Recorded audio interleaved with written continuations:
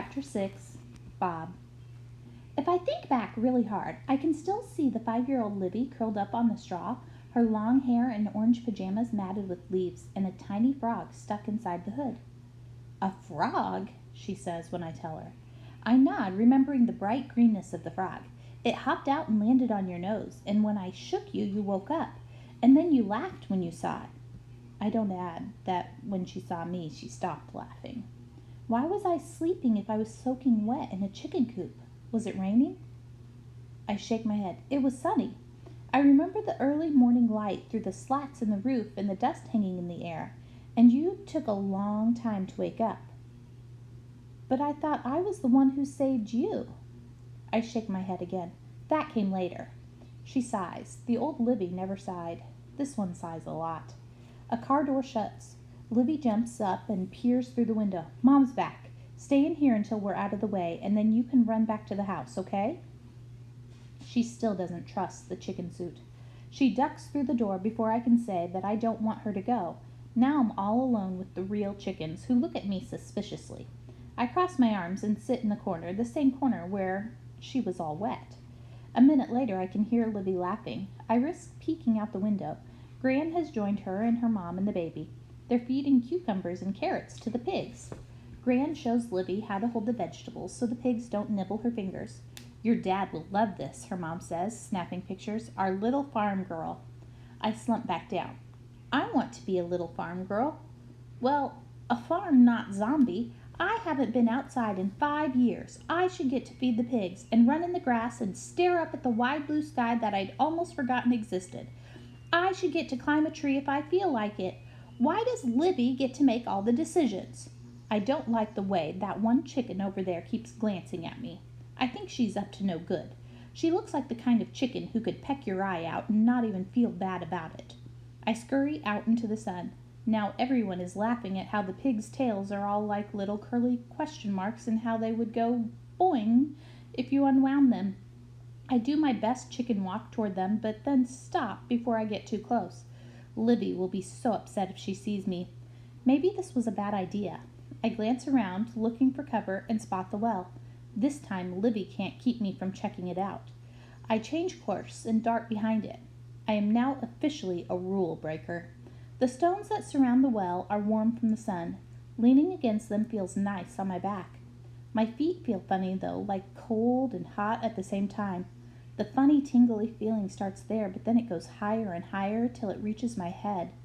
Is this what Spider-Man's spider sense feels like? Or was it the beans? I bet it was the beans. I turn to my left. I am not alone at the well.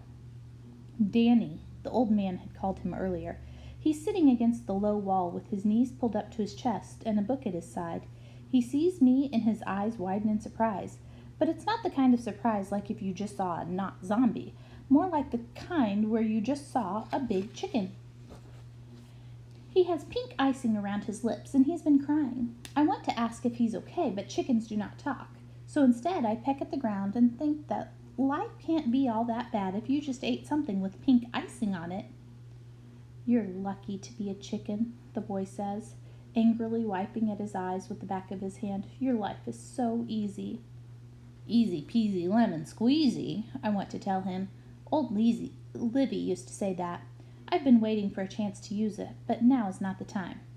Plus, my life is so not easy. He sniffles, then reaches out and strokes my fake chicken comb. I hold my breath. The suit works really well. "Some days I wish I could be a chicken," Danny says. "Things are hard when you're a person. Grandpop is going to lose his farm soon. Nothing grows here anymore." He keeps petting my head. I can't talk to tell him that things will be okay, and how do I know they will? So I just give him a gentle nudge on the chin and hope he understands. A shadow falls over us and I look up. Dark clouds have rolled in. Hiding in the sun, Danny lets his hand fall from my head and stops crying. "Clouds," he says, his voice full of wonder. Then he stands up and shouts, "Rain clouds!" Shh! I know chickens don't shush people, but I can't help it. But it's too late. Livy and the whole family are staring right at us. Livy's eyes dart wildly between me and Danny. "Look at the clouds," she shouts, stabbing her finger upward a bit too frantically. But it works. Everyone looks up, even the baby, which gives me a chance to escape. But I don't.